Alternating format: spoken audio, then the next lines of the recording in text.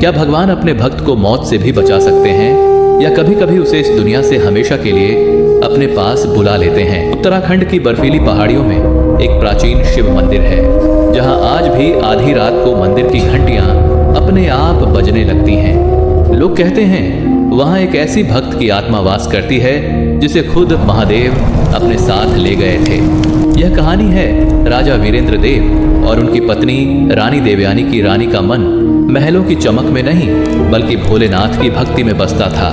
हर रात ठीक 12 बजे जब पूरा राजमहल गहरी नींद में डूब जाता, रानी सफेद साड़ी पहनकर अकेले जंगलों के बीच बने उस शिव मंदिर में जाती और घंटों महादेव का जाप करती। लेकिन धीरे धीरे महल में कानाफूसियां शुरू हो गईं। महारानी आधी रात को आखिर किससे मिलने जाती हैं? दरबारियों बातें सुनकर राजा के मन में शक का जहर भर गया।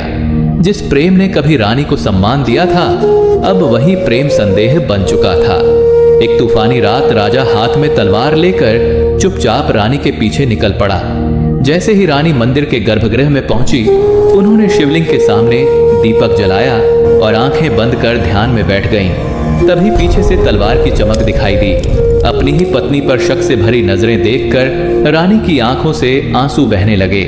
कंपती आवाज में उन्होंने महादेव से कहा, हे भोलेनाथ, अगर मेरी भक्ति सच्ची है, अगर मेरा चरित्र पवित्र है, तो मुझे इस अपमान भरी दुनिया से अपने चरणों में स्थान दे दीजिए। अचानक पूरा मंदिर कांप उठा। घंटियां अपने आप बजने लगीं। शिवलिंग से तेज प्रकाश निकलने लगा और देखते ही देखते वह विशाल पत्थर बीच से फट गया। राजा डर से कांप उठा। अगले ही पल रानी मुस्कुराते हुए उस दिव्य प्रकाश में आगे बढ़ी और हमेशा के लिए शिवलिंग के भीतर समा गई। देवयानी, रुको राजा, चीखता रह गया। लेकिन तब तक पत्थर फिर से जुड़ चुका था। सिर्फ रानी की चूड़ियों का एक टूटा हुआ टुकड़ा उस शिवलिंग की दरार में फंसा रह गया। कहते हैं आज भी उस मंदिर में आधी रात को एक स्त्री की धीमी आवाज में AUM नमः शिवाय सुनाई देता है, और जो भी सच्चे मन से वहां प्रार्थना करता है, महादेव उसका साथ कभी नहीं छोड़ते। अगर आप भी महादेव की भक्ति में विश्वास रखते हैं तो कमेंट में श्रद्धा से लिखिए, हर हर महादेव।